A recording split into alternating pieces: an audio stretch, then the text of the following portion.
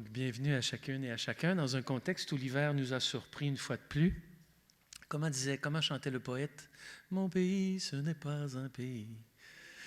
Mais pour les plus jeunes, vous ne connaissez pas ça, là, mais vous irez voir sur YouTube Gilles Vigneault chanter l'hiver comme seul lui sait le faire. Alors ce soir, on a une très belle soirée, même si on est peu nombreux et nombreuses, c'est pas grave là. On est nombreux et nombreuses parce que des centaines d'autres auraient aimé ça être ici, mais ils ne peuvent pas parce que la tempête nous a surpris. C'est intéressant ce soir parce qu'on va parler d'une autre tempête, celle-là plus dramatique à certains égards. C'est celle que j'appelle, quand j'enseigne, le jeu de Monopoly. Vous avez joué déjà au Monopoly, hein? Je raconte à mes étudiantes que j'ai souvent eu le plaisir de mettre à défi mes filles qui étaient plus jeunes, avec qui je jouais. Et là, elles n'avaient pas de stratégie, elles jouaient un peu innocemment, comme on peut l'être à 10 ou 12 ans. Et là, moi, je me faufilais pour acheter les terrains bleus, les terrains verts, rappelez-vous, la ligne la plus payante, où on fait rapidement de l'argent et où on peut négocier parce qu'on a un rapport de force. Et quand mes filles achetaient avec beaucoup de fierté les terrains bleus pâles, Connecticut, etc., ou rose Méditerranée ou Baltique, si ma mémoire est bonne, bien, elles étaient fières du nombre de terrains, mais elles récoltaient très peu d'argent. C'est ça le capitalisme qu'on doit affronter au quotidien. Il génère des injustices. Ce que mes filles vivaient, c'est ce que l'humanité vit à plus grande échelle avec des conséquences beaucoup plus dramatiques. On le voit actuellement en pleine COP 27. Les pays du Sud nous rappellent qu'intervenir comme on devrait le faire au Nord coûterait 2 000 milliards de dollars par année, si ma mémoire est bonne. Alors, on va entrer là-dedans ce soir. Très belle soirée pour lesquelles le Comité de solidarité de Trois-Rivières est une fois de plus un fier partenaire. Et je vais d'ailleurs tout de suite céder la parole à Richard Grenier avant qu'il me regarde avec des yeux insistants. Jean, ça a pris un peu trop de temps. Réduit. Alors, merci d'être là. Richard va prendre la parole pour présenter un peu le contexte particulier dans lequel vient s'inscrire cette très belle soirée. Merci. Il fait bien ça. Merci, Jean. Alors, bonsoir, Richard Grenier, directeur adjoint au Comité de solidarité de Trois-Rivières. Merci d'avoir bravé la tempête. Merci d'être intéressé par cette activité qui se déroule dans le cadre des Journées québécoises de solidarité internationale. Depuis 27 ans maintenant, donc 96, j'étais au Cégep ici en 96, il y a les Journées québécoises de solidarité internationale dans 12 régions du Québec. Alors, présentement, durant tout le mois de novembre, un peu partout, en Abitibi, en Rimouski, Laurentides, Montréal, Québec, tout ça, Victo, Sherbrooke, il y a des activités. Et cette année, la thématique, c'est la justice économique. Pourquoi la justice économique? Bien, c'est important de se rappeler qu'il existe des inégalités socio-économiques incroyables, que ce soit à l'intérieur des sociétés ou entre elles. Ces inégalités-là sont flagrantes, mais sont aussi source d'indignation pour plusieurs groupes, dont le nôtre au Comité de solidarité de Trois-Rivières, qui travaillons en éducation à la citoyenneté, mais également en solidarité internationale, donc avec des partenaires ici, mais également des partenaires à l'étranger, Haïti, Cuba, Bolivie, Nicaragua, Burkina Faso, Sénégal. Donc, c'est pertinent de mettre en lumière que partout sur la planète, il y a aussi de nombreux groupes qui travaillent, qui luttent pour que les choses changent. Ce soir, on a la chance d'avoir d'abord une analyse macro avec Alain Dumas. Après ça, on a une personne originaire du Mexique, Fernanda, qui va nous parler de ce qui se passe en lien avec ces injustices économiques-là, mais précisément au Mexique, en Amérique latine. Et puis après ça, on a une conférencière, porte-parole du Québec, du collectif pour un Québec sans pauvreté, Virginie Larivière, qui va nous donner un contexte un petit peu plus québécois de ces injustices-là. En cette journée, ou en tout cas en ces jours-ci où on célèbre le 20e anniversaire d'une loi que le gouvernement du Québec s'est donné, une loi pour éliminer la pauvreté au Québec. Il y a 20 ans, j'étais au Cégep, il y a 20 ans, on avait travaillé pour qu'il y ait une loi sous Bernard Landry, 2003, Parti québécois. Où est-ce qu'on en est 20 ans plus tard avec ces injustices-là, puis la lutte à la pauvreté au Québec? Alors, intéressant d'avoir son regard aussi là-dessus ce soir. Je tiens à remercier évidemment le Cégep de Trois-Rivières, la gang de travail social, la gang qui sont en lien aussi avec Éric Desilets en philo, le syndicat des profs du Cégep aussi, qui est partenaire de l'événement ce soir. Et puis, on a un kiosque à la sortie de la salle qui propose 2 gestes concrets qu'on peut faire, parce que c'est beau de travailler notre tête ce soir, s'indigner, s'informer, mais il faut, même si on a un bac sur la pauvreté sur la planète, il faut à un moment donné mettre des mains, s'impliquer. Donc, 2 gestes qu'on vous propose. Le premier, il y a des produits du commerce équitable qui sont disponibles à l'arrière, donc chocolat, café, thé, sucre et compagnie. C'est une façon d'aider concrètement à ce qu'il y ait plus de justice sur la planète parce qu'on paye le vrai coût du produit. Donc, le travailleur au Sud est vraiment bien rémunéré pour son travail. Ça goûte moins le sang de l'enfant parce qu'il n'y a pas de travail d'enfant en arrière des produits équitables, etc., etc. Et le deuxième geste, c'est une pétition qu'on va faire même circuler le code QR dans la salle pendant la soirée. Je pense que mon collègue Charles va faire circuler le code QR. Vous êtes bien libre, bien sûr, de signer ou non la pétition qui demande, grosso modo, à ce que le gouvernement du Canada mette en place une loi qui exige plus de responsabilité de nos entreprises canadiennes qui exercent à l'étranger. Donc, une grande responsabilité en matière de droits humains et de protection de l'environnement.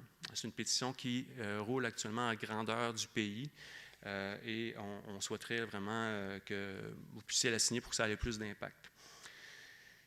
Je rappelle aussi que, je termine parce que je suis en train d'être plus long que Jean, c'est correct, j'ai fait compétition. Je rappelle aussi qu'au Cégep, ici même, au mois de mars, on va avoir la 5e édition de nos Rendez-vous des cinémas du monde, donc notre festival de films engagés, de films du monde, qui va se tenir ici du 20 au 30 mars. Et c'est gratuit pour les étudiants du Cégep de Trois-Rivières, puis très peu cher pour le grand public. On va avoir des films de grande qualité, des documentaires de grande qualité, avec des discussions avec des personnes ressources après les films, et quelques primeurs québécoises durant cet événement-là. Donc, restez à l'affût, on va sortir la programmation dès le début du mois de janvier au retour de la session, de la prochaine session. Alors, je vous laisse à Jean pour présenter le premier panéliste. Merci, bonne soirée. Richard?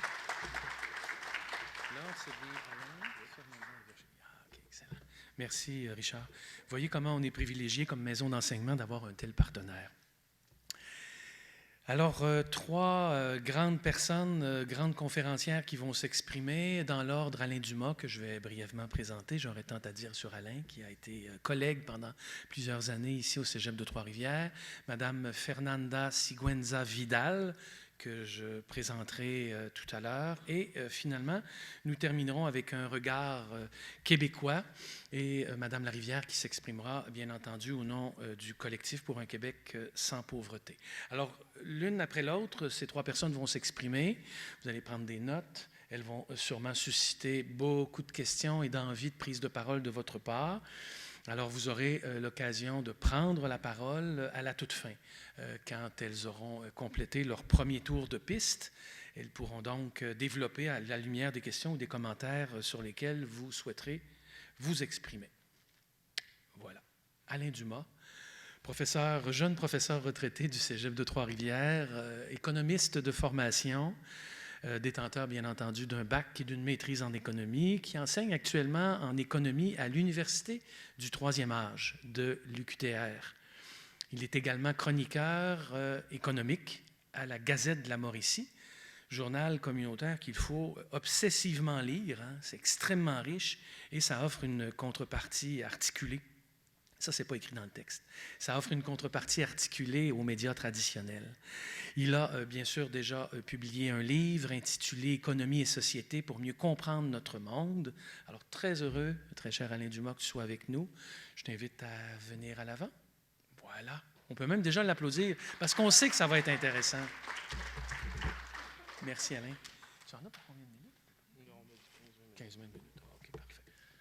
Je te laisse l'espace. Maximum 2 heures. 2 heures. Alors, je vais tâcher d'être clair, hein, puisque les économistes ont la réputation de parler et de ne jamais se faire comprendre. D'ailleurs, c'est un prix Nobel de la littérature qui disait quand un économiste vous répond, on dit on ne comprend plus la question qu'on lui avait posée. Alors, je vais tâcher d'être un peu plus clairement. Alors, où on se parle aujourd'hui, jamais les richesses sur la planète et la richesse des humains sur la planète n'ont été aussi élevées. On a franchi le cap des 8 milliards de personnes. Et jamais aussi dans l'histoire de l'humanité, il n'y a jamais eu autant de personnes affamées. On parle en ce moment de 1 milliard de personnes affamés sur Terre. C'est le 1/8 de la planète. Et quand on regarde aussi l'immensité des richesses qui sont exploitées et extraites un peu partout sur Terre, 80% des richesses, parce que souvent on va dire qu'il y a trop de monde sur la Terre, c'est pour ça qu'on a la difficulté à nourrir les gens, c'est faux, parce que 80% des richesses sont consommées par à peine 15% de la population mondiale. Alors, pourquoi on en est rendu là? C'est un peu l'objet de ma présentation d'aujourd'hui. Je vais faire un petit retour, je ne serai pas très long en passant, autour de 15-20 minutes maximum. Un petit retour sur un passé pas très lointain pour en arriver à saisir pourquoi en sommes-nous rendus à un niveau d'injustice internationale record, jamais vu, comme on le mentionne. Alors, d'entrée de jeu,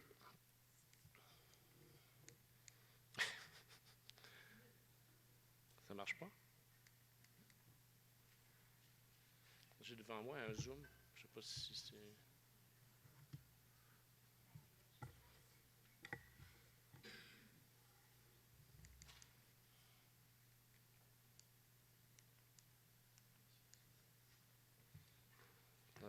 On dirait que c'est quand j'y touche que ça ne marche pas.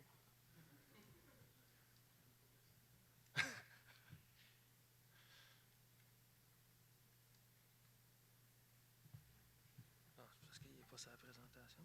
C'est ce que je disais. OK, right, d'accord, merci. Bon, désolé. Alors, je vais partir un peu de la fin du commencement d'un nouveau monde, c'est-à-dire au début des années 90. Il y avait, depuis la Révolution russe, un continent presque entier qui était sous un régime socialiste. Et en tête, il y avait l'ex-Russie, avec beaucoup d'autres républiques. En tout cas, bref, l'URSS, l'Union des républiques socialistes soviétiques, qui s'est, après la Deuxième Guerre mondiale, étendue à des pays d'Europe de l'Est, comme la Pologne, etc., de sorte que presque 40% de la population mondiale vivait dans un pays socialiste au début des années 60. Or, au début des années 90, l'URSS s'effondre, et avec elle, tous les pays du bloc de l'Est, et va naître ce qu'on va appeler le consensus. Je vais regarder là, ça va être plus simple, je ne perdrai pas trop le micro. Le consensus de Washington, c'est-à-dire que la chute un peu des régimes communistes va amener un peu les dirigeants de ce monde à dire, écoutez, le capitalisme a vaincu et maintenant on va passer à une autre vitesse dans le système capitaliste. C'est ce qu'on va appeler le consensus de Washington, né des institutions que les États-Unis avaient mis sur pied après la Deuxième Guerre mondiale, le Fonds monétaire international, la Banque mondiale et le ministère des Finances des États-Unis, qui sont à quelques pas dans la grande ville, la capitale Washington des États-Unis. Et ça se résumait à peu près ceci, qu'un économiste américain résumé, il faut tout déréglementer, tout libéraliser, et tout privatiser, faire en sorte que l'économie telle qu'on l'avait connue depuis les années 50, ici et partout ailleurs, était quand même basée sur un système médium entre un peu d'État et d'intervention, pas d'intervention, mais de secteur privé dans l'économie.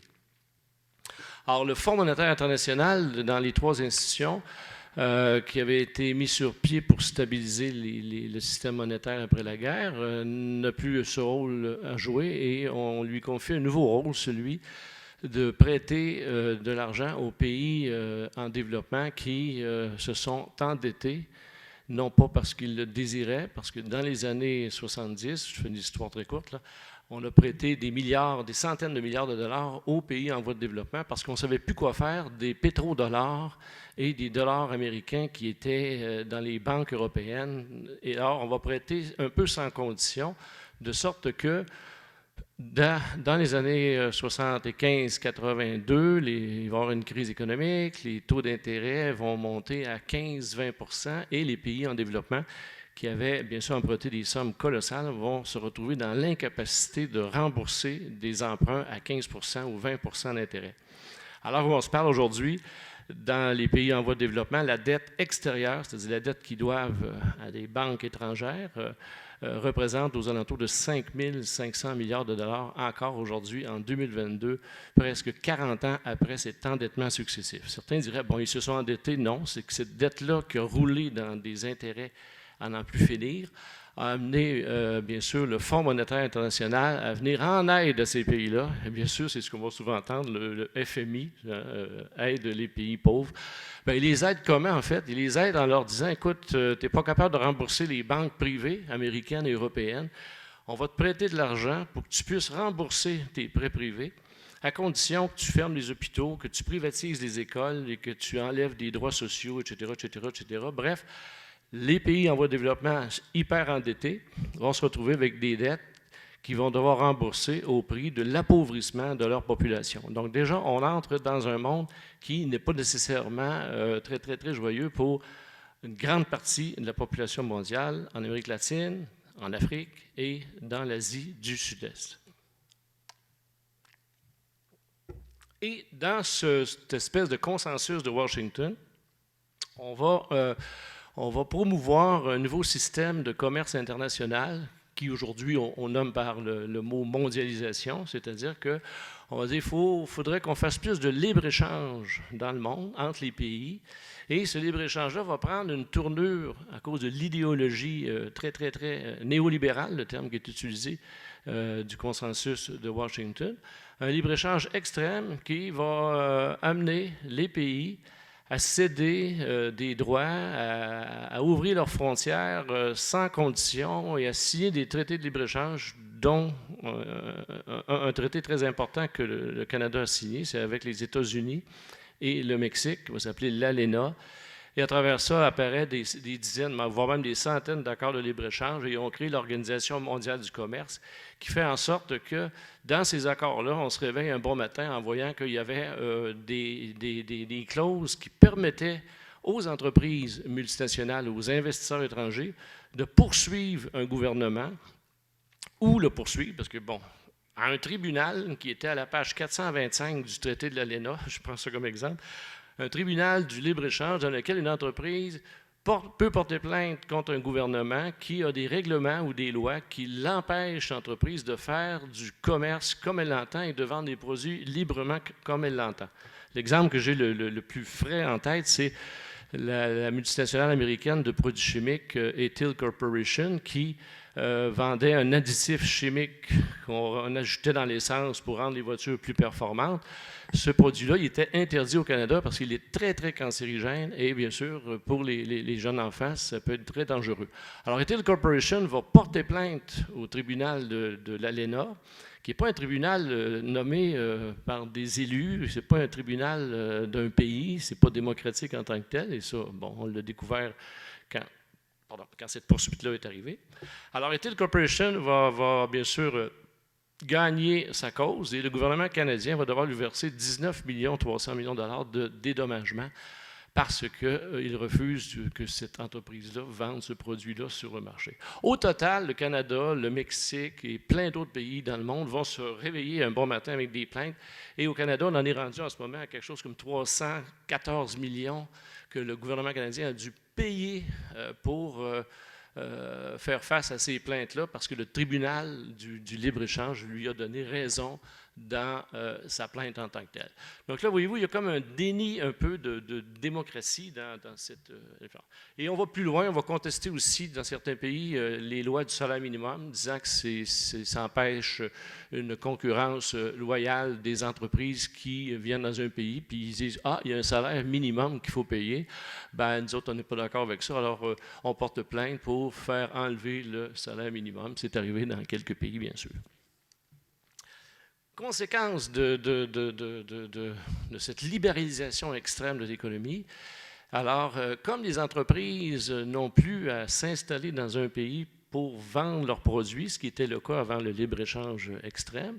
Alors, les entreprises, pour elles, le monde forme un seul marché où à peu près toutes les frontières ont été levées, les frontières économiques en passant, je ne parle pas des frontières où les humains voyagent.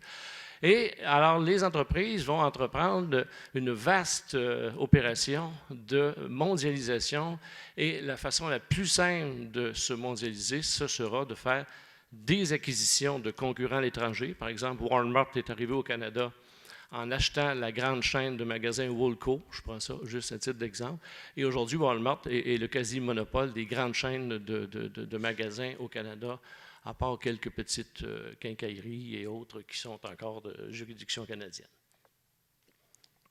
Bref, la stratégie des entreprises pour conquérir les parts de marché sera bien sûr de proposer de se marier, ce qu'on appelle une fusion.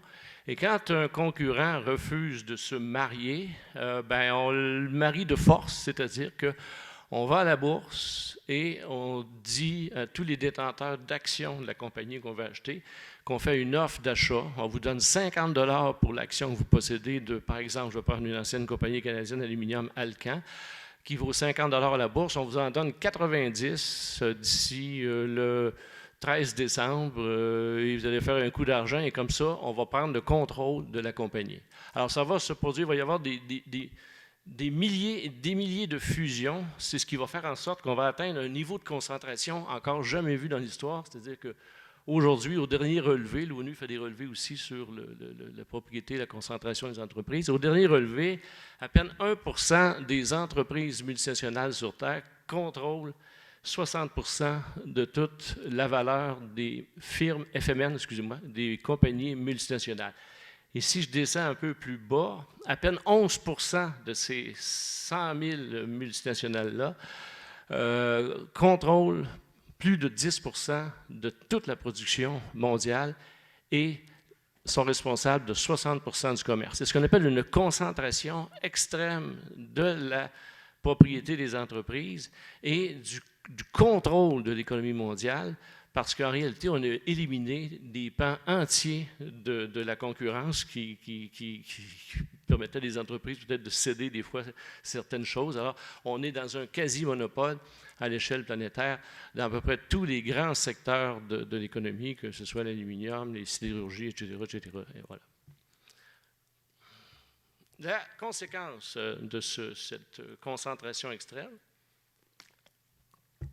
les entreprises, bien sûr, qui ont fusionné ou qui se sont mariées, ou qui ont été acquises par d'autres, alors en réorganisant leur production à l'échelle mondiale, vont jouer un peu la concurrence salariale, c'est-à-dire que la main-d'œuvre des pays riches devient maintenant en concurrence avec la main-d'œuvre des pays pauvres, de sorte que, bien sûr, on va devoir céder des morceaux de salaire pour conserver les emplois, et ça, on l'a vu depuis 30 ans de manière très fréquente, c'est-à-dire qu'on va céder une baisse de salaire de 10% pour préserver les emplois, parce que l'entreprise, bien sûr, menace ou possiblement pourrait déménager ailleurs. Donc, cette concurrence-là, sur laquelle vont jouer les entreprises mondialisées, va faire en sorte que les salaires, comme vous le constatez ici, ça c'est le FMI, qui dans une étude libre FMI, c'est-à-dire qui permet à leurs économistes de faire des études en toute honnêteté et non pas de manière orientée. Alors on voit que les salaires, la courbe bleue, depuis les années 70, ne cesse de diminuer dans l'ensemble des pays riches. Et dans les pays pauvres, ce que le FMI nous a appris, c'est qu'on se disait, les salaires baissent dans les pays riches parce que dans les pays pauvres, on accueille la production et là, les salaires devraient monter. Bien, leur grande surprise, c'est que les salaires aussi, dans les pays pauvres, baissent parce que si, entre les pays riches et les pays pauvres, il y a concurrence pour faire baisser les salaires, l'attrait des pays pauvres, c'est justement une main-d'œuvre à bon marché. Ils subissent un peu les mêmes contre-coups que dans les pays riches en tant que tels. Alors, encore une fois, il y a comme conséquence ici, si on veut, une espèce d'appauvrissement. C'est un peu la donne à chaque étape de cette mondialisation extrême de l'économie. L'autre élément, concurrence fiscale, c'est-à-dire que les entreprises comme elles peuvent se déplacer, je répète, je l'ai pas assez répété, librement d'un pays à l'autre, il n'y a pas de règles à respecter, alors vont jouer sur l'imposition des gouvernements, c'est-à-dire ils vont dire, bon, ben, on voudrait avoir des baisses d'impôts, sinon on va déménager dans un autre pays. Alors cette concurrence fiscale-là va amener, bien sûr, à faire baisser les taux d'imposition des entreprises. On ne parle pas des PME, des petites entreprises, on parle des 100 000 que vous avez vu tantôt, des grandes corporations, où les taux d'imposition vont baisser partout. Vous avez 3 données, l'Union européenne, l'OCDE, en passant, c'est les 38 pays les plus riches sur Terre, et au niveau planétaire aussi, les taux d'imposition baissent. Le FMI a estimé que pour une seule année, ça c'est il y a 2 ans, les baisses d'impôts qui ont été consentis aux entreprises ont privé les gouvernements de 735 milliards de dollars. Quelle est la conséquence de cette concurrence salariale et de cette concurrence fiscale? C'est que les États, encore une fois ici, sont privés de revenus importants qui permettent de maintenir des services publics comme on les avait connus dans les années 60, 70, 80, de sorte que va apparaître le mot qu'on a entendu souvent au Québec dans les gouvernements des 25 dernières années, pour ne pas dire les 30 dernières, l'austérité, c'est-à-dire que les gouvernements, à force de se voir privés de revenus importants, on parle de 735 milliards, vont devoir, bien sûr, faire des coupures dans la santé, dans l'éducation, des privatisations, vendre des entreprises, etc. On a déjà proposé de privatiser Hydro-Québec. Ça n'a pas passé au Québec. Mais ailleurs dans le monde, on a privatisé des compagnies d'électricité, des compagnies de transport, de transport en commun, etc., etc. Et on l'a fait au Québec aussi. On a privatisé au moins 60% des entreprises publiques pour remplir les coffres de l'État parce que ces coffres étaient dégarnis de baisses d'impôts qui défiscalisaient, qui rédigeaient les gouvernements avec des ressources très, très faibles. Une autre grande conséquence, j'en ai fait juste un petit extrait, alors qu'on avait connu avant cette période de libre-échange extrême, de mondialisation des entreprises, de cette concentration énorme du pouvoir économique, on avait connu une trentaine d'années à peu près sans aucune crise, qu'on avait appelé à l'époque les 30 années glorieuses. Pendant 30 ans, le niveau de vie de la majorité des populations des pays riches avait quadruplé. C'est-à-dire que vous étiez passé de revenus réels de 100 à 400 $ réels, c'est-à-dire en tenant compte de l'inflation en tant que telle. Or, depuis cette vague de libéralisation et de mondialisation extrême, ce qu'on observe, c'est le retour des crises économiques.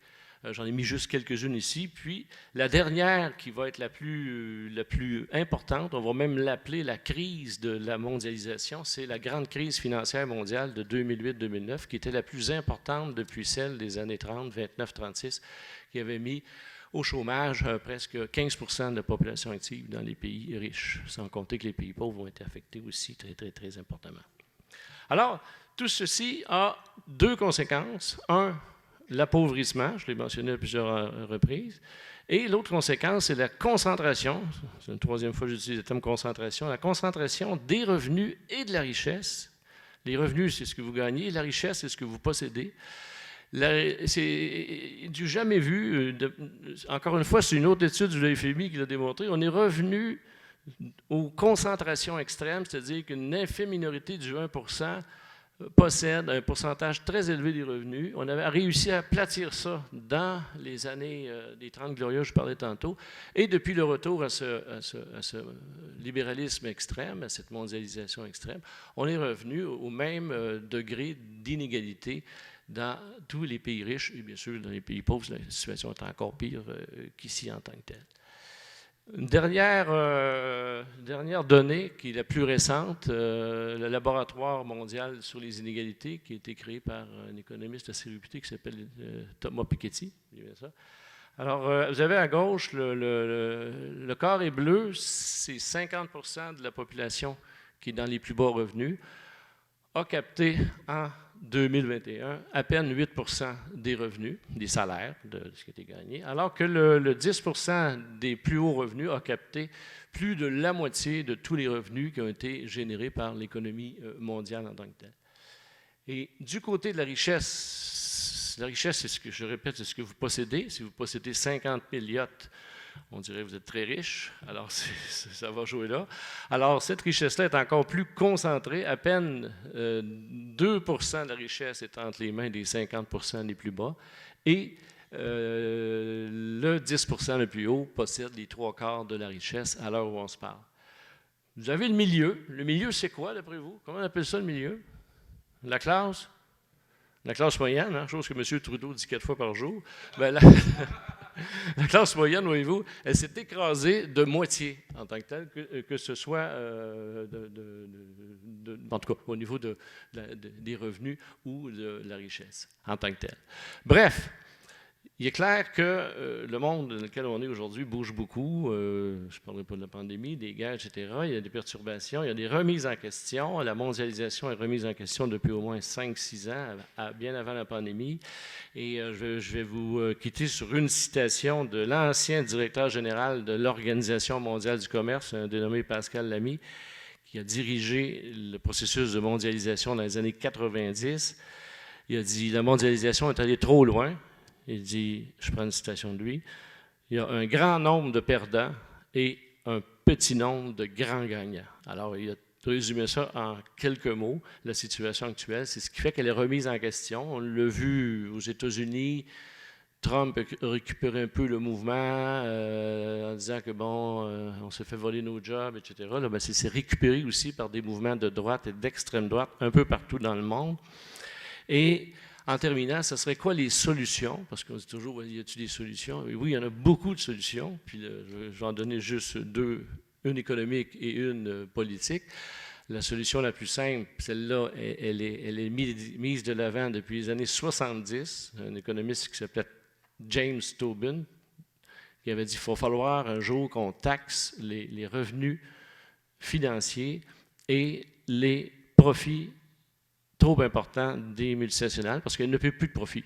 Elle ne paie plus de profit. Les baisses qu'on a vues tantôt font en sorte qu'elle ne paie pratiquement plus de profit, d'impôts. Alors, taxer le chiffre d'affaires des entreprises, pourquoi ne pas taxer les profits des entreprises? Je ne sais pas s'il y a quelqu'un ici dans la salle qui aurait une réponse. Pourquoi taxer les profits des entreprises, ça ne rapporterait pas comme taxer leur chiffre d'affaires? Voilà.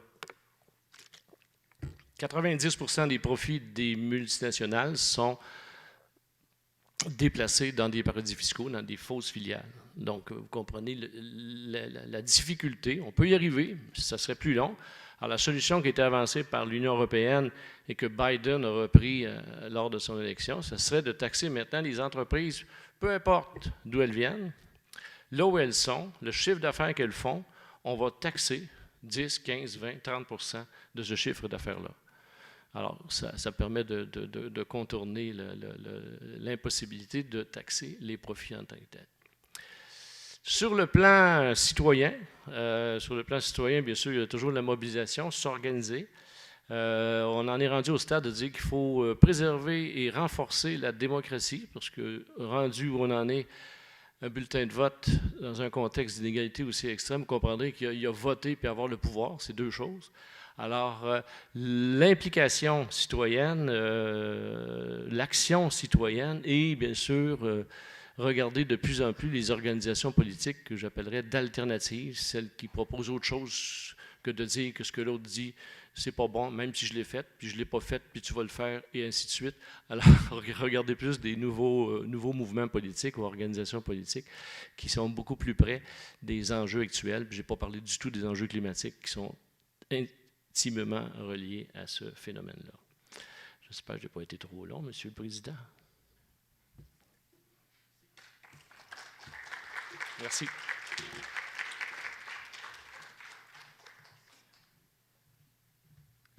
Donc, M. Dumas, merci de ce propos franc, rigoureux et consistant qui va nous permettre de mieux comprendre les grands enjeux du monde et bien sûr de se mettre en action. Deuxième personne qui prendra la parole, Fernanda Siguenza Vidal, titulaire d'une maîtrise en histoire de l'Université nationale autonome du Mexique et poursuit actuellement une maîtrise en sociologie à l'UQAM. Elle est au Comité pour les droits humains en Amérique latine. Bien sûr, vous comprendrez qu'elle va nous présenter les réalités d'inégalité sociale, particulièrement en Amérique latine. Elle est notamment co-coordinatrice plutôt, d'un projet de recherche, de publication et de balado-diffusion portant sur la violation des droits de la personne commise, malheureusement, par les entreprises minières canadiennes en Amérique latine qui sont complices. Alors, Madame, à vous la parole. Merci.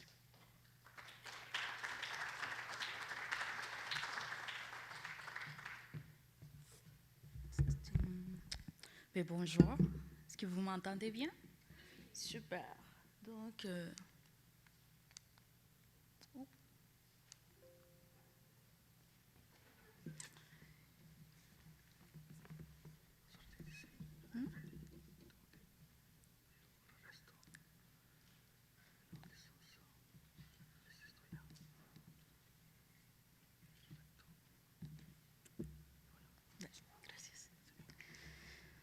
Donc, oui, bon, au nom du Comité pour les droits humains en Amérique latine, je vous remercie de l'invitation. Merci Eduardo et Richard, tout le monde. Évidemment, je vais vous parler de la situation, surtout d'un projet qu'on développe actuellement au CEDAL, qui s'appelle « Miner la vie, l'industrie minière canadienne en Amérique latine ». Donc, c'est un projet de balado-diffusion qui cherche justement à souligner toutes les problématiques et les violations des droits humains que les entreprises minières canadiennes commettent en Amérique latine. Pour commencer, le Comité pour les droits humains en Amérique latine, c'est une organisation de solidarité qui travaille depuis les années 70 dans la défense et la promotion des droits humains en réciprocité avec les mouvements sociaux et les communautés autochtones et pas autochtones en Amérique latine. On lutte en faveur d'une justice sociale, et environnementale, économique et culturelle. Aujourd'hui, depuis environ 20 ans, les CEDAL cherchent surtout à dénoncer les modèles miniers canadiens, son mode d'opération dans les pays d'Amérique latine, parce que c'est un modèle qui génère beaucoup de richesses, mais pour certaines personnes, il laisse derrière lui une dévastation du territoire et surtout la dépossession des communautés locales en Amérique latine.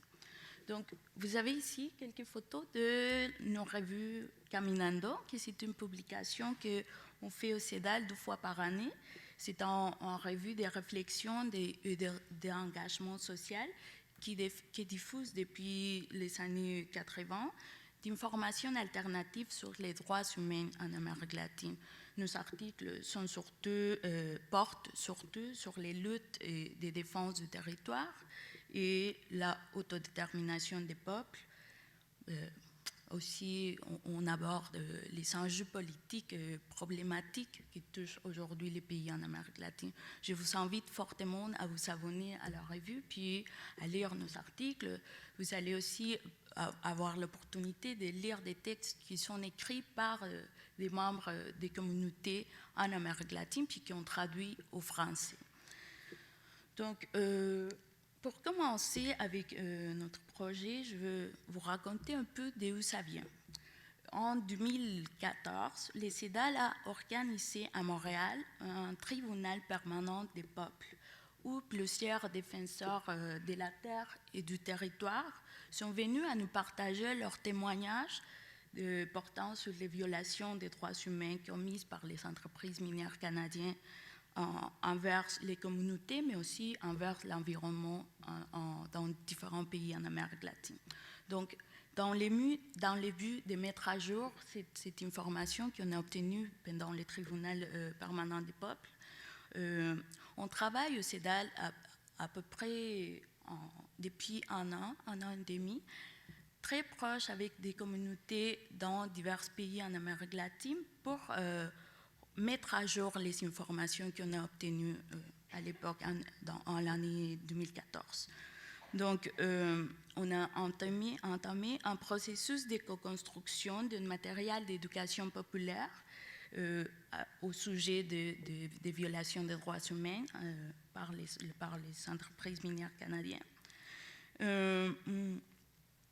Donc, on cherche à produire une série de 4 podcasts portant sur ces sujets et auxquels on a intitulé « Miner la vie, industrie minière canadienne en Amérique latine ». Donc, les thèmes de ces podcasts sont 4. On aura 4 épisodes. Ce ne sont pas prêts, on est en train de le construire. Donc, les thèmes sont, premièrement, le fonctionnement du modèle extractiviste canadien. Deuxièmement, les stratégies de dépossession que ce modèle met en place. On met l'accent surtout sur la violence, comme les modèles d'opération presque institutionnalisés par les entreprises minières. Le troisième thème, c'est les conséquences de l'exploitation minière, les conséquences, surtout les impacts environnementaux, mais aussi sociaux et sur la santé des populations qui habitent près d'une mine. Et finalement, on compte à parler aussi de la difficulté qu'ont les communautés locales pour poursuivre en justice les entreprises minières. Quelques exemples de résistance des communautés là-bas. Donc, on va commencer un peu à parler sur les actifs miniers canadiens en Amérique latine. Je ne sais pas si vous voyez bien, mais ou si vous le savez déjà, mais le Canada compte environ la moitié des sociétés d'exploitation minière cotées en bourse à l'échelle mondiale. Canada, c'est un pays minier, on le pense comme ça. De cette moitié des sociétés d'exploitation minière qui trouvent leur siège social au Canada, les 45,4% des actifs miniers à l'étranger, des actifs miniers canadiens à l'étranger, se trouvent en Amérique latine et dans les Caraïbes. Donc, cette région est actuellement la région au monde où les sociétés canadiennes entreprennent plus de travaux d'exploitation minière. En 2020, la valeur des actifs, de ces actifs était de 85,4 milliards de dollars américains. Donc, le Chili, le Panama, le Brésil, le Pérou, le Mexique et l'Argentine sont 6 des 10 destinations les plus importantes pour les actifs miniers canadiens à l'étranger. Dans un pays comme le Mexique, par exemple, les 75% des entreprises minières qui travaillent, disons, qui font l'exploitation minière dans les pays, sont d'origine canadienne. Puis tout le reste sont un peu de la Chine, viennent un peu de la Chine, aussi du Mexique. Mais la présence des minières canadiens au Mexique, au Chili, aussi au Brésil, c'est vraiment impressionnant. Donc, d'après les travaux qu'on a réalisés avec les organismes et les communautés alliées en Amérique latine qui se trouvent dans le territoire, on constate que dans tous les pays, les entreprises minières agissent à peu près de la même manière. Donc, une fois que l'entreprise achète la concession pour l'exploration du territoire, ils vont arriver dans la communauté avec un discours de responsabilité sociale, vont essayer de convaincre à la communauté d'un certain développement que la mine va apporter à la communauté. Ensuite, il y aura forcément des tensions dans la communauté parce qu'il y a des gens qui seront d'accord, il y a des autres qui ne seront pas d'accord. Donc, les compagnies vont profiter de cette tension entre les personnes de la communauté pour trouver, et tout ça dans les vues d'obtenir le consentement de la communauté, surtout quand la mine est censée s'établir dans un territoire autochtone. Parce que la plupart des pays de l'Amérique latine reconnaissent les droits à la consultation des peuples autochtones. Donc, les entreprises vont faire une pression vraiment forte sur les communautés pour avoir le consensus pour établir la mine. Donc, ça veut dire des fois des processus très violents dont on va parler dans ce moment. Mais une fois que la mine est établie, là, il commence la phase de l'exploitation. Donc, on parle surtout des mines à ciel ouvert. Les mines où les personnes entraient dans des tunnels, ça n'existe presque plus dans le monde. On parle plutôt des mines qui font exploser des couches de terre pour faire un trou dans la terre. Et puis, avec les terres qui se fait exploiter, on les passe, on essaie de les nettoyer, on sépare les minéraux ou les métaux du reste de la terre en utilisant des chimiques qui ensuite on va verser sur les sources d'eau qui sont près de la mine. Donc, la mine fait toute cette série d'exploitations et après quelques années, parce que comme vous le savez bien, les métaux et les minéraux ne sont pas renouvelables. Donc, la mine va, dans un certain moment, être totalement épuisée, puis la compagnie va partir et va laisser derrière elle toute la dévastation du territoire, les tissus sociaux de la communauté totalement dévastés. Donc, c'est là, tout ce processus dont je viens de vous parler, on l'appelait justement le modèle extractiviste minier canadien. Donc, après de constater l'existence de ce modèle, on s'est demandé comment ça se fait que ce modèle puisse fonctionner. Et on trouve qu'au Canada, au Canada, il existe 3 piliers qui sont à la base de ce modèle-là. L'appui économique, l'appui juridique et l'appui politique que les entreprises reçoivent de la part du gouvernement canadien. Donc, pour commencer, on a l'appui économique. Canada est considéré par certains experts et aussi les membres des communautés, les personnes qui luttent contre les minerais, est considéré comme un paradis fiscal pour les sociétés minières, dû notamment au faible taux d'imposition que le Canada fait sur les entreprises minières. C'est encore plus bas qu'aux États-Unis ou ailleurs. C'est là on trouve l'explication de pourquoi il y a autant d'entreprises minières enregistrées ou qui trouvent leur siège social ici au Canada.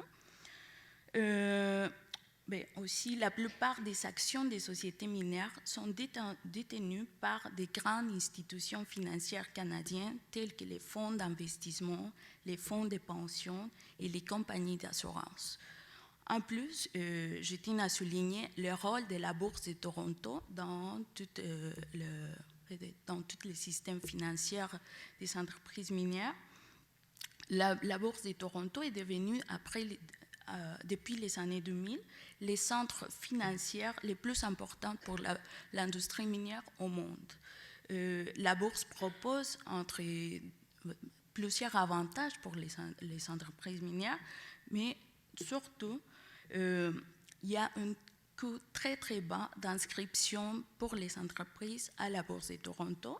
Et en plus, il y a des exigences tellement faibles, minimales, pour les informations de la part des sociétés. Donc, ça permet aux entreprises minières de ne pas avoir une régulation forte s'ils sont enregistrés dans la Bourse de Toronto. Et justement, à cela, on considère que c'est lié à l'appui juridique que le gouvernement du Canada fait des entreprises minières. Au Canada, comme on parlait tantôt, il n'existe aucune législation contraignante qui oblige une entreprise canadienne à l'extérieur à respecter des normes relatives à la responsabilité des entreprises. De telle sorte que pour une communauté qui cherche à poursuivre en justice une entreprise minière canadienne, c'est impossible. Il n'y a pas de possibilité de poursuivre une entreprise minière en cours, disons. À l'heure actuelle, il y a juste des codes de conduite qui sont volontaires. Donc, les entreprises respectent une certaine éthique au meilleur de leur capacité, mais ça veut dire que c'est eux qui se régulent par eux-mêmes. Donc, il n'y a pas une régulation externe qui les oblige à agir de manière éthique. dans les territoires à l'étranger. Et ensuite, on a l'appui politique. Et là, on trouve tous les services diplomatiques du Canada à l'extérieur, surtout dans les pays de l'Amérique latine, parce que parmi les missions les plus importantes de l'ambassade du Canada à l'étranger, on trouve la promotion et la protection des investissements canadiens dans les différents pays. Ça veut dire aussi les investissements miniers. Donc, par les biais de la diplomatie canadienne, les entreprises minières trouvent l'appui politique qui les permet non seulement de créer des accords avantageux avec les gouvernements locaux, mais aussi d'avoir accès à des formes de pression envers les communautés qui sont un peu extra-légales. Et là, à ce sujet, je veux vous parler un peu de l'histoire de Mariano Abarca. Vous voyez là le fils de Mariano Abarca, qui est le gars qui est à côté de la personne qui parle avec le haut-parleur. Mariano Abarca était un défenseur du territoire qui s'est battu contre une mine à Chicomucelo, Chiapas, au sud du Mexique. Donc lui, il a porté plainte devant l'ambassade canadienne à Mexico parce qu'il recevait des menaces de mort de la part de l'entreprise. Donc il a porté plainte devant l'ambassade. L'ambassade a décidé d'appuyer plutôt la mine, le projet minier, et quelques semaines après, Mariano Abarca a été tué, donc a été assassiné. Donc, son fils a essayé de poursuivre en justice l'ambassade canadienne au Mexique. Il est venu au Canada l'année passée à porter plainte devant la Cour d'appel fédérale canadienne pour les rôles et surtout pour les omissions commises par l'ambassade canadienne au Mexique dans la criminalisation et dans l'assassinat de son père Mariano Abarca. Finalement, la Cour a rejeté le cas de Miguel Ángel Abarca, de Mariano Abarca, et bon, les cas continuent à ne pas recevoir justice, ni au Canada, ni au Mexique. Et cela, c'est le cas de plein de défenseurs du territoire et des droits humains qui se battent contre la minerie au Mexique et ailleurs dans les pays en Amérique latine. Donc maintenant, on passe du côté des communautés. On va parler des impacts environnementaux et sociaux et aussi sur la santé que la minerie canadienne amène en Amérique latine. Donc, après le travail qu'on réalise avec les communautés en Amérique latine, on a constaté avec nos alliés qu'il est de plus en plus évident que les entreprises et les compagnies minières s'installent dans les territoires en Amérique latine en faisant usage de la violence et de la criminalisation des mouvements sociaux et des mouvements de résistance. On l'a vu un peu vite avec les cas de Mariano Abarca, comme je vous disais tout à l'heure, c'est le cas de plein de défenseurs de la terre. Dans des pays comme le Mexique ou la Colombie, on trouve des liens directs entre des entreprises minières ou des projets miniers et les crimes organisés ou les paramilitarismes. Et c'est quelque chose qui se répète à plusieurs fois et dans des différents espaces.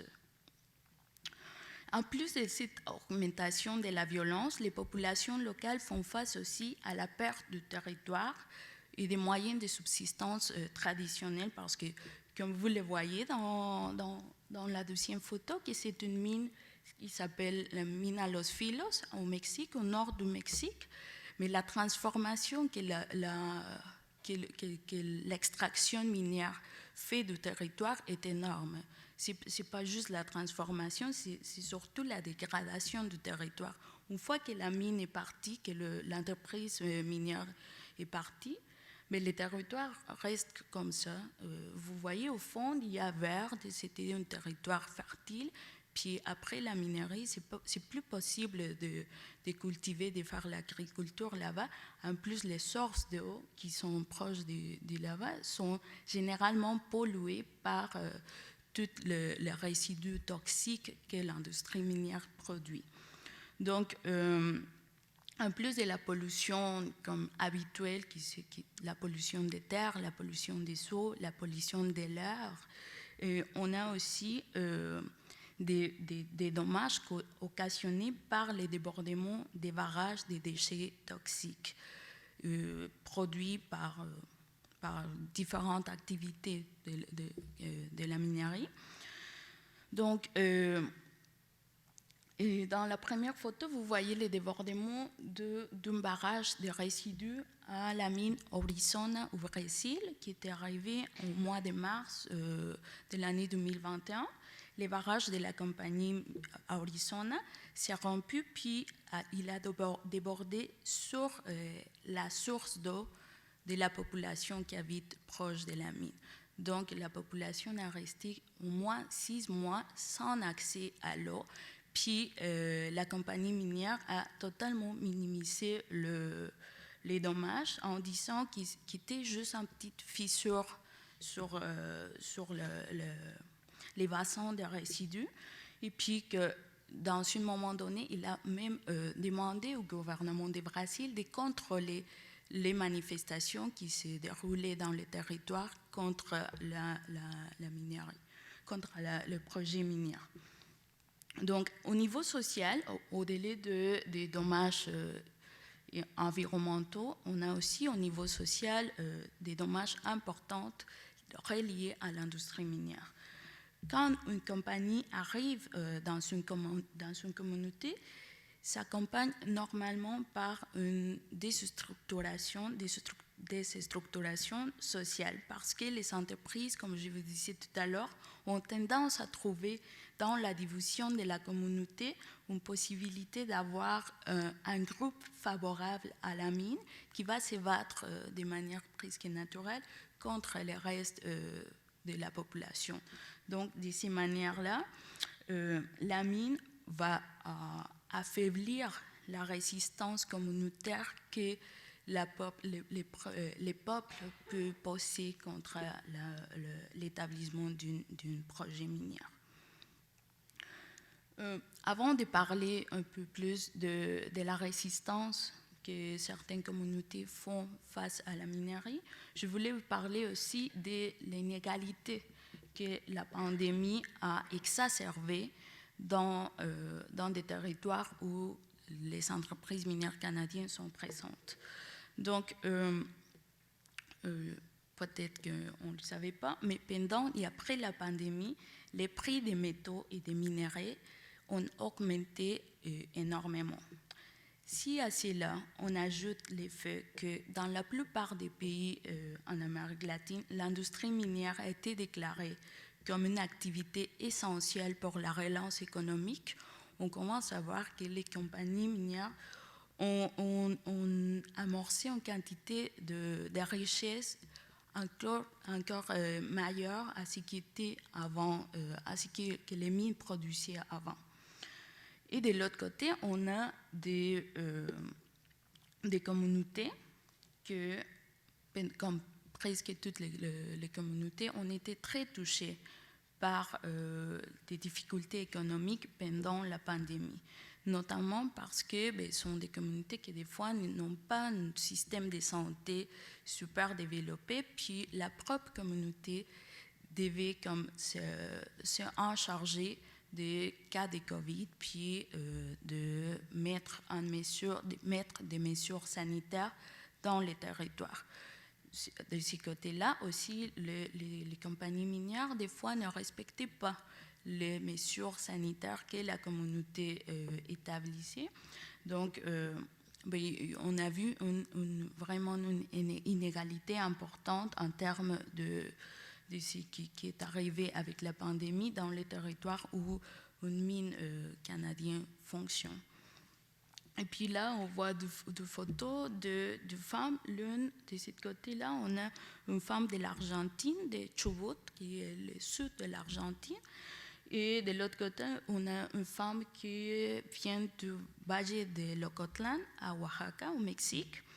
Puis les deux femmes ont participé dans des manifestations de résistance à l'imposition d'une mine canadienne dans leur territoire. Donc on voit que même avec les dangers que ça signifiait, les communautés ont dû continuer à se battre contre la minerie. Puis, pour parler un peu des résistances, il n'y a pas beaucoup de cas de succès, en fait, des communautés contre les compagnies minières, parce que vous comprenez qu'il y a un rapport des pouvoirs extrêmement inégal. Genre, les compagnies minières ont beaucoup de pouvoirs, pas juste politiques, mais aussi économiques, et les communautés sont des fois, n'ont pas accès à la justice dans les pays, n'ont pas accès à la justice au Canada, donc c'est vraiment un espace vraiment mauvais pour les communautés. Donc, cependant, quand il y a des petites victoires du côté des communautés, ces victoires sont un peu temporaires parce que vous comprenez que les métaux et les minéraux continuent à être dans les territoires. Donc, même si la communauté arrive à gagner une poursuite juridique avec une compagnie, il y aura une autre compagnie qui va venir après pour essayer aussi de faire l'exploration et ensuite l'exploitation des minéraux qui sont dans ces territoires-là. Donc, pour les communautés, ça signifie une constante lutte contre des entreprises minières canadiennes et des fois pas canadiennes, mais c'est aussi constante. Et puis, on a constaté avec nos alliés en Amérique latine que l'organisation locale et communautaire semble être la seule forme de résistance qui fonctionne, du fait que les mécanismes de réclamation légale, juridique n'existent pas. D'après nous, ce qu'on pourrait faire, c'est de s'informer davantage, de participer aussi un peu à la distance, mais de rester informé sur ce que font les entreprises minières canadiennes à l'extérieur et essayer d'appuyer la lutte des différentes communautés. Donc, je vous invite à suivre les CEDAL dans ces différents réseaux. Vous avez ici les sites d'Internet du CEDAL, le podcast. Je vous invite fortement à écouter la balado-diffusion qu'on a maintenant, qui s'appelle « Lutte pour les territoires, voix des femmes en résistance », dans lesquelles on a des témoignages des femmes qui luttent présentement contre la minerie en Amérique latine. Donc, merci beaucoup. Et c'est ça.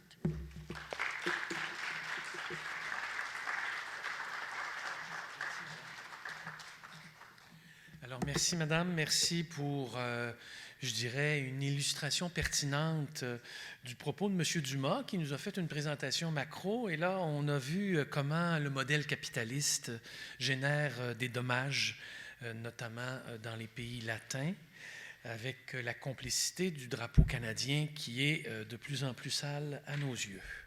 Propos éditorial. Dernière prise de parole, celle de Mme Larivière, qu'il faut brancher parce qu'elle est demeurée à Québec, tenant compte notamment de la température. Alors, je vais rapidement présenter Mme Larivière, que je vois à l'écran. Elle est porte-parole du collectif pour un Québec sans pauvreté. Elle sera donc la dernière à prendre la parole pour une vingtaine de minutes, ce qui laisse entendre que pour 8h30, nous aurons une courte période de questions pour permettre à notre trio de réagir. Donc, Mme Larivière est porte-parole, bachelière en Sciences Po, maîtrise en sciences de l'environnement et principalement un engagement social au cœur de ses actions. Qui prend sens au collectif pour un Québec sans pauvreté, dans lequel il est impliqué depuis bientôt une dizaine d'années pour nous aider collectivement au Québec à lutter contre la pauvreté et ses fléaux. Madame Larivière, à vous la parole. Merci. Bonsoir. Merci beaucoup au comité de solidarité internationale de Trois-Rivières pour l'invitation. Vraiment désolée de ne pouvoir être avec vous ce soir. J'aurais vraiment préféré être sur place avec vous. Mais vraiment, merci pour la souplesse et la flexibilité. Merci de me permettre de pouvoir être avec vous en virtuel.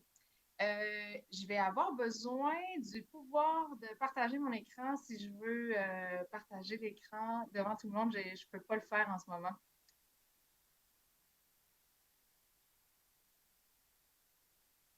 Merci. Merci, Eduardo. Voilà. Alors, c'est bien, vous voyez. Je pense que j'envoie un petit bout à l'écran. Je vais mettre ça en écran total. Alors, voilà. Je vous fais une petite présentation. Je vais vraiment y aller dans les grandes lignes. En fait, je vais vous présenter 4 mythes qu'on entend souvent au Québec sur les enjeux de pauvreté. Ça va vraiment être très grossièrement dessiné comme présentation parce que je voulais parler de beaucoup de choses.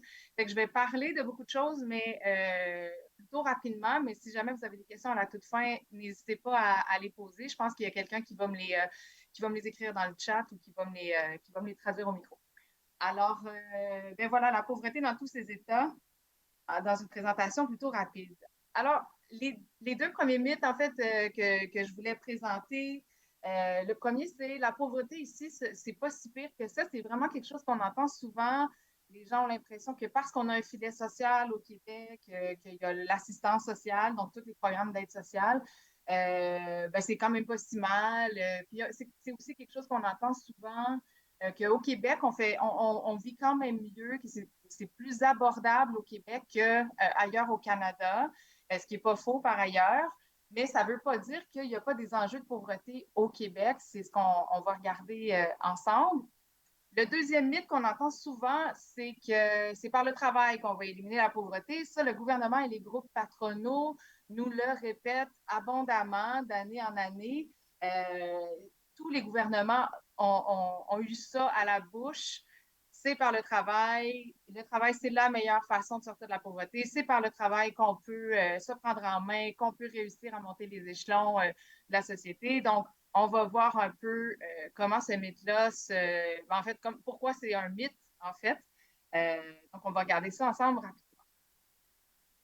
Alors, qu'est-ce que ça veut dire? Je voulais commencer par mettre la table avec quelques indicateurs, en fait, avec un indicateur. Je ne voulais pas mettre trop de temps sur la question des indicateurs parce que c'est un peu aride. C'est pas si intéressant, même si c'est très important, mais je voulais surtout vous parler d'un indicateur qui nous parle de la couverture des besoins de base.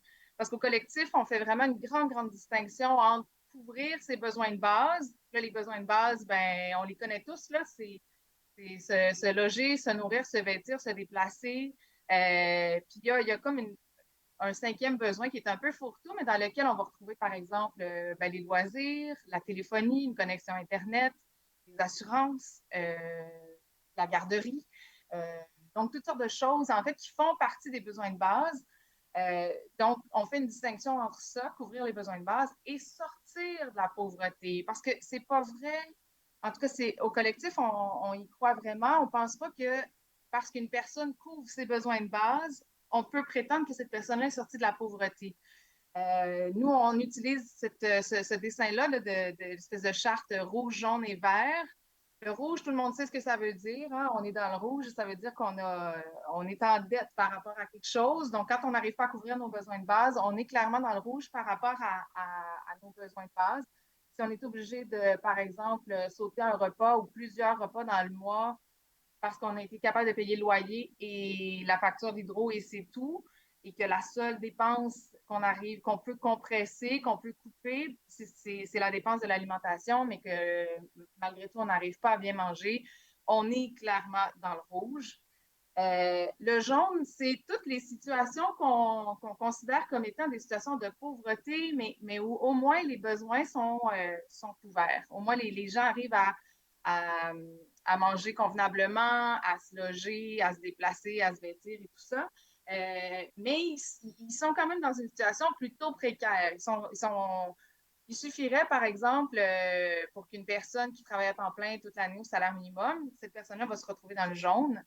Mais il suffirait que cette personne-là, par exemple, attrape la COVID et ait à s'absenter quelques jours, même si le gouvernement nous dit que c'est plus nécessaire de le faire, mais si une personne est très malade, donc, et qu'elle doit s'absenter quelques jours dans le mois, ben, il est très possible que ce mois-là, elle tombe dans le rouge. Et il y a le vert qui nous parle de situations de non-pauvreté. Puis là, le vert, on le voit pas super bien sur ce dessin-là, sur cette charte-là, mais le vert, en fait, recoupe l'ensemble de ce qu'on appelle grossièrement la classe moyenne. Donc, classe moyenne inférieure jusqu'au 1% des personnes les plus riches, par exemple. Donc, le vert n'a pas la même teinte. Si on le voit un peu sur le dessin actuel, plus on monte, plus le vert est foncé, mettons. Euh, donc, voilà pour mettre la table. Puis, dans le petit phylactère, j'ai écrit que la vie ne se déroule pas toujours dans la même zone. Je vous en ai donné un exemple très concret, une personne qui travaille au salaire minimum, qui s'absente du travail parce qu'elle est malade. Très possible que ce mois-là, elle tombe dans le rouge. Donc, c'est très possible de passer du vert au jaune au rouge et c'est aussi possible de passer du rouge au jaune, quoique c'est plus difficile de monter, évidemment, que de descendre. Mais personne n'est à l'abri de la pauvreté, cela dit. Donc, la mesure du panier de consommation que je vous disais, en fait, la mesure du panier de consommation, c'est l'indicateur qui nous parle de la couverture des besoins de base. Ce qu'il faut savoir, c'est que le Canada, en 2017, fin 2017-2018, le Canada a adopté, dans un projet de loi, le Canada a adopté la mesure du panier de consommation comme seuil officiel de sortie de pauvreté. Alors, c'est quand même étonnant qu'il n'y avait pas, avant 2017-2018, il n'y avait pas au Canada d'indicateur officiel de sortie de pauvreté. Notamment parce que c'est difficile de s'entendre sur ce que ça veut dire être pauvre, ça veut dire quoi la pauvreté. Mais donc, le Canada a décidé d'adopter cet indicateur-là comme seuil officiel de sortie de pauvreté. C'est une décision que le collectif a dénoncée et dénonce toujours. Nous, on fait vraiment une distinction entre couvrir ses besoins de base et sortir de la pauvreté. Le choix de la MPC n'est pas innocent, c'est l'indicateur le plus bas sur le marché des indicateurs, si on peut appeler ça comme ça. Il y a plusieurs autres indicateurs dont je ne parlerai pas, mais il y en a d'autres qui nous parlent différemment des enjeux de pauvreté puis qui montent la barre, en fait. Alors, ce que ça a comme effet quand le Canada choisit la mesure du panier de consommation, ben, ça a comme effet, en fait, le Canada va d'abord, les gouvernements ont tendance à faire ça, ils vont regarder qui est où sur la charte rouge, jaune, vert, qui est juste en dessous de la barre de la MPC. Ils vont souvent avoir tendance à donner un meilleur soutien du revenu pour ces quelques personnes qui sont juste sous la barre, les faisant passer juste au-dessus. Ce que ça a comme effet, en fait, c'est que ça les fait disparaître des statistiques sur la pauvreté. Donc, le Canada fait bonne figure à l'international, par exemple, en disant qu'il a atteint ses objectifs de lutte contre la pauvreté. Il y a beaucoup moins de personnes en situation de pauvreté. Bien, entre vous et moi, une personne qui fait 500 $ de plus que la MPC, elle est au-dessus de la barre, mais elle est essentiellement dans la même situation, la même réalité socio-économique. On n'a pas changé là, de classe sociale vraiment. Alors, pour vous donner une idée là, du montant de la MPC, en 2022, la MPC s'élevait à environ 21 500 $. Ça, c'est des chiffres qui sont établis surtout en début d'année, donc ça ne tient pas compte de l'indice des prix à la consommation qui est à la hausse, notamment à cause de l'inflation, dont tout le monde parle et que tout le monde constate à l'épicerie et à la pompe. Donc, il est très, très possible que ce montant-là soit plutôt conservateur par rapport à ce que ça coûte réellement pour se loger, puis mettre de l'essence dans la voiture, puis payer l'épicerie. Mais bon, si on restait sur les chiffres officiels du début d'année, la MPC, c'est 21 500 $ pour une personne seule qui habite Montréal. La MPC, c'est un indicateur qui est régionalisé parce que Montréal, Vancouver, cette île, c'est pas du tout les mêmes coûts de vie. Donc, cet indicateur-là s'ajuste en fonction de la région où on habite. Puis, il va s'ajuster aussi en fonction du ménage. Je l'ai juste présenté pour le ménage d'une personne seule pour vous donner un ordre de grandeur. Donc, voilà pour la MPC. Au Québec, grosso modo, depuis des années, depuis, mon Dieu, je dirais presque 20 ans, il y a à peu près une personne sur 10 qui ne couvre pas ses besoins de base. qui est quand même énorme. C'est 10% de la population. Hein, ça joue, ça fluctue. C'est jamais 10% très, très juste, mais c'est comme une moyenne dans les dernières années. C'est toujours autour de... Il y a des années, ça va être 12%. Là, on a eu une drôle d'année 2020. Je vous en parle à la prochaine diapo. Mais grosso modo, en moyenne, c'est à peu près 10% de la population du Québec qui ne couvre pas ses besoins de base. Ça veut dire 10% de la population qui se retrouve dans le rouge, qui n'arrivent pas à manger à leur faim, qui ont de la difficulté à se loger, à se déplacer, à se vêtir convenablement aussi. On habite quand même un pays qui contient 4 saisons, comme on le constate aujourd'hui. Des personnes qui n'ont pas de bottes chaudes, qui n'ont pas de manteau, de tuque, qui n'ont pas de mitaine convenable, soit pour eux ou soit pour les enfants, par exemple, ben, ça fait vraiment une grande différence dans la vie des gens, sur leur appréciation, en tout cas du moins, de la saison hivernale. Alors, qui sont ces 10% de personnes au Québec qui ne couvrent pas leurs besoins de base? Bien, il y a toutes sortes de personnes. Les personnes seules, les couples sans enfants, c'est les grandes oubliées, je dirais, des politiques publiques au Québec et au Canada. En fait, les personnes seules et les couples sans enfants ne sont l'objet d'aucune politique de soutien du revenu particulière. Il y a toutes sortes de mesures de soutien du revenu pour les familles monoparentales, pour les personnes aînées.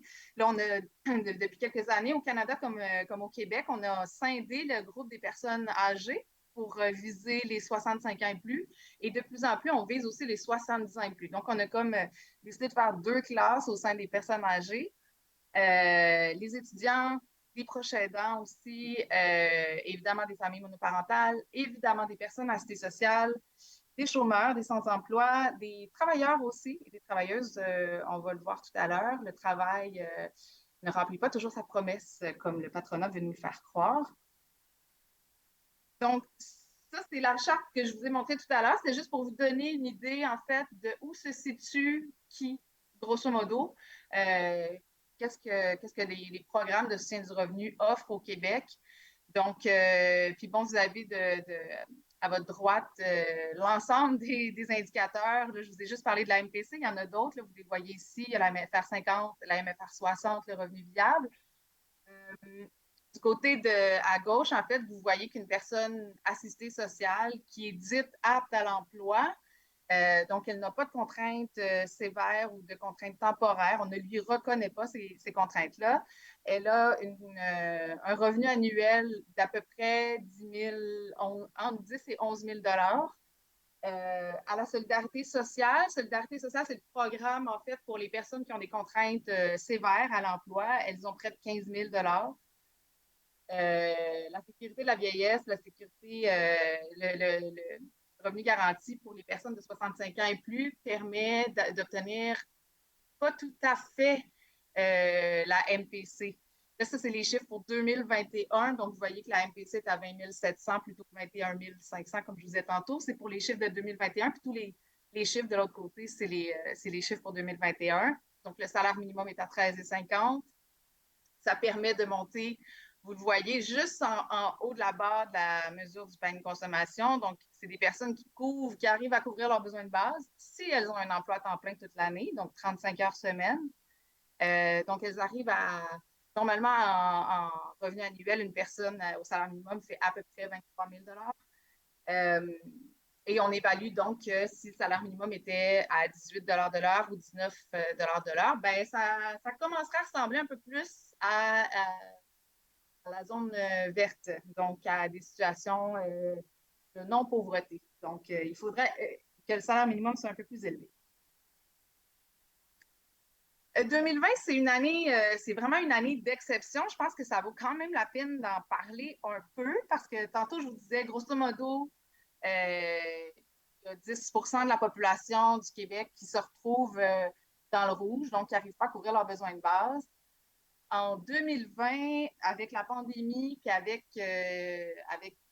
l'énergie qu'on a déployée pour soutenir financièrement les personnes qui se retrouvaient en dehors du marché de l'emploi à cause de la pandémie. Donc, la PCU, la PCRE, la PCUE aussi, a vraiment changé la donne.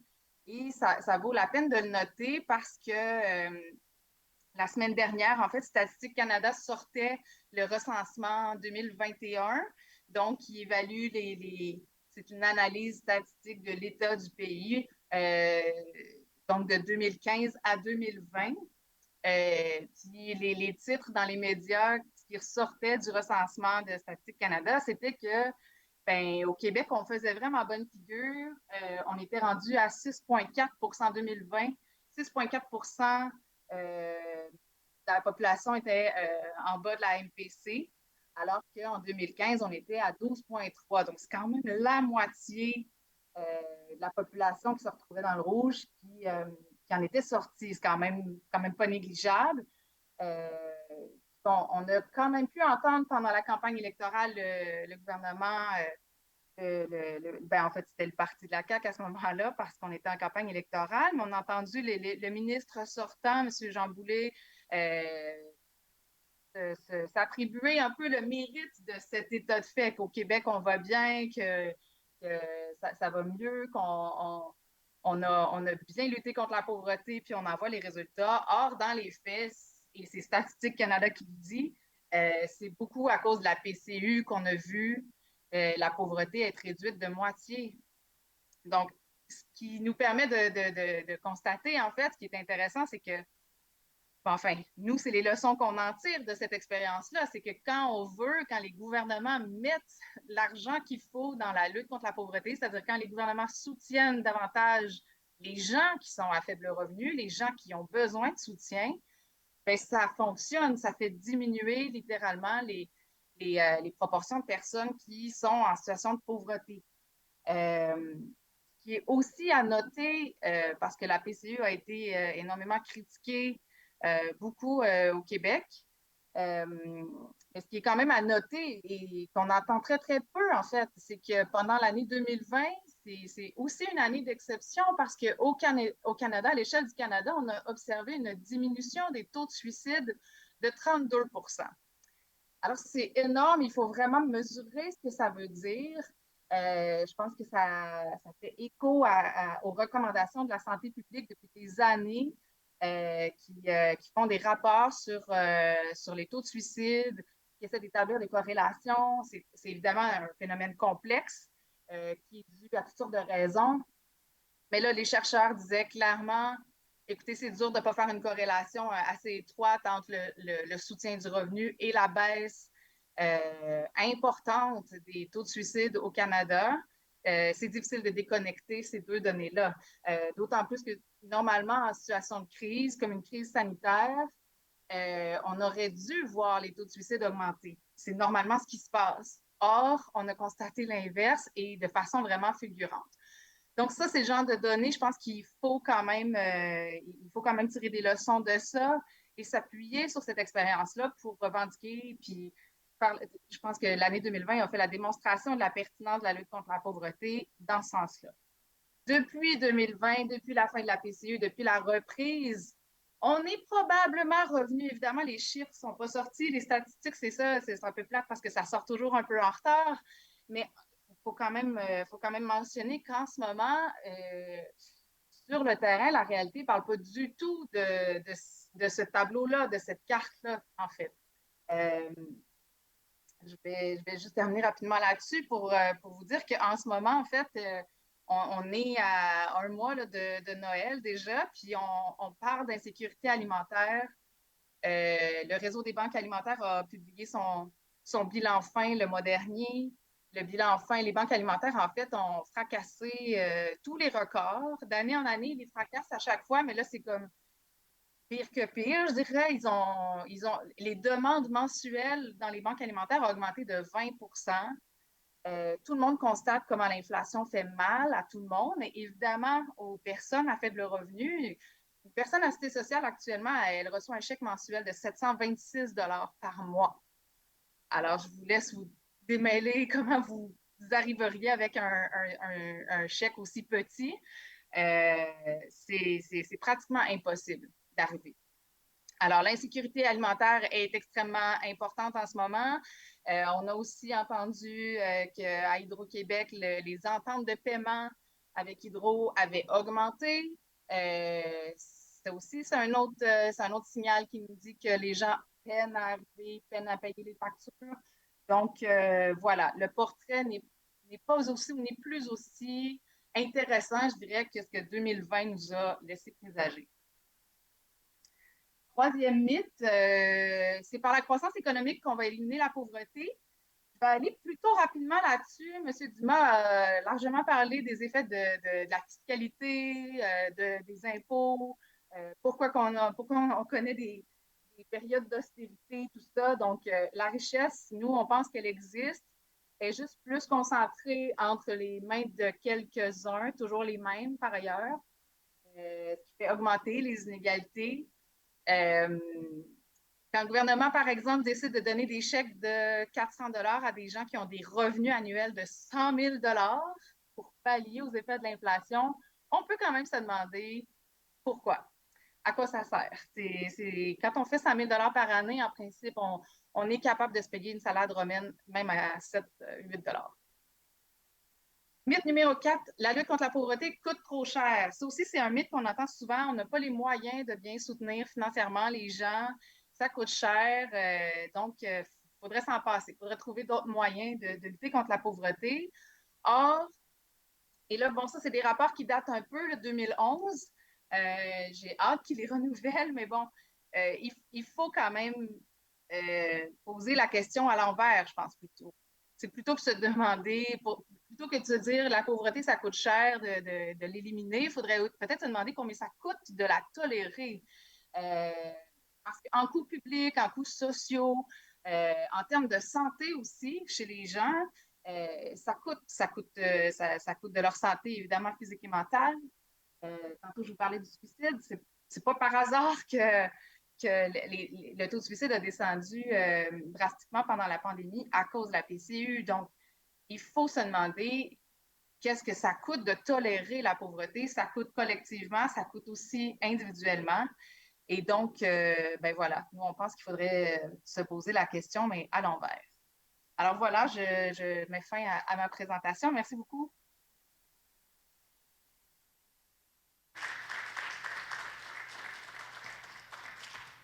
Donc, merci à Madame Larivière. Je retrouve mes notes. Merci pour les images parlantes. Hein? Rouge, jaune, vert, c'est clair. Hein? Un propos réaliste, sensible, franc et engagé. Alain et Madame, est-ce que vous pourriez venir à l'avant? Parce qu'on aura une courte période de questions. Il est 20h30, on a une journée dans notre corps. On est fatigué, mais en même temps, on est dynamisé. On a le goût de poser peut-être quelques questions. J'en prendrai, disons, 3, au moins 3. De personnes qui se dirigeraient au micro et voudraient adresser à l'un ou à l'autre, ou aux trois, une question pour clarifier un aspect du propos. Madame Deslegault. Bonjour. Mais premièrement, je voulais vraiment vous remercier d'être là. En tant que future technicienne en travail social, c'est des enjeux qu'on aborde dans nos cours, heureusement. Mais d'avoir des gens qui sont impliqués à ça puis qui font ça de leur journée, qui nous en parlent, c'est pas la même chose. Donc, merci. C'était vraiment intéressant, enrichissant.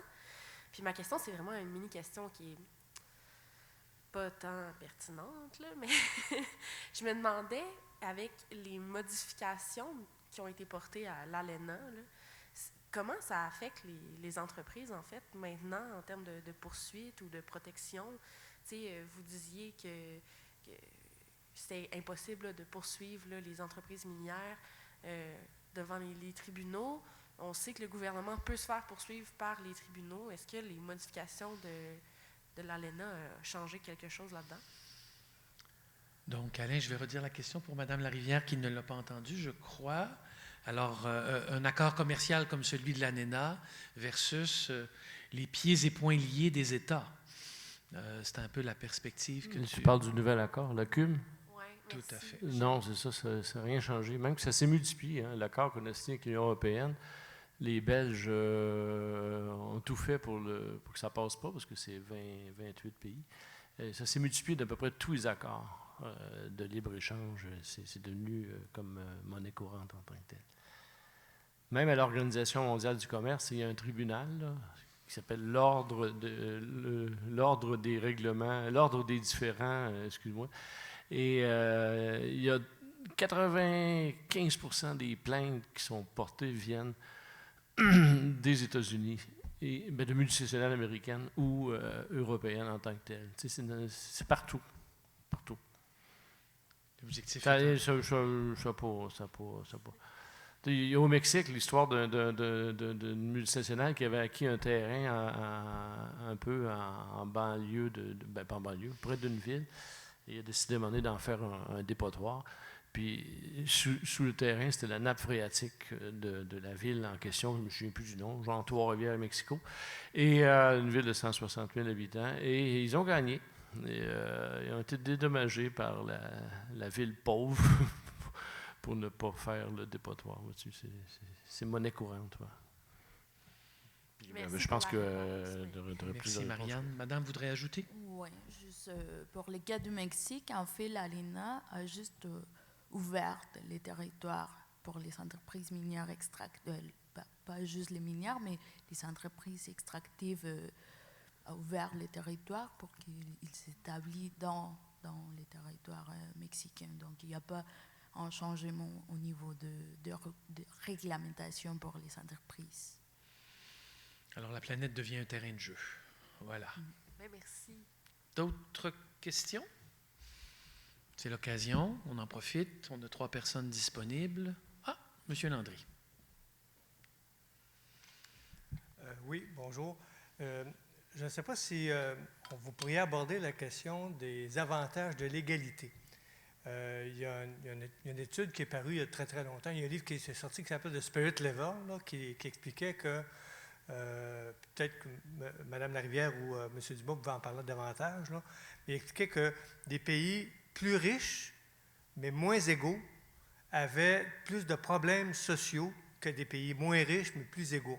Entre autres, on parlait de la Grèce versus les États-Unis ou le Japon versus les États-Unis, où les problèmes de grossesse précoce, d'abandon scolaire, de suicide, de violence, d'emprisonnement étaient beaucoup plus élevés dans un pays, aux États-Unis où c'est très riche, par rapport à la Grèce où c'est un pays qui est moins riche là, globalement.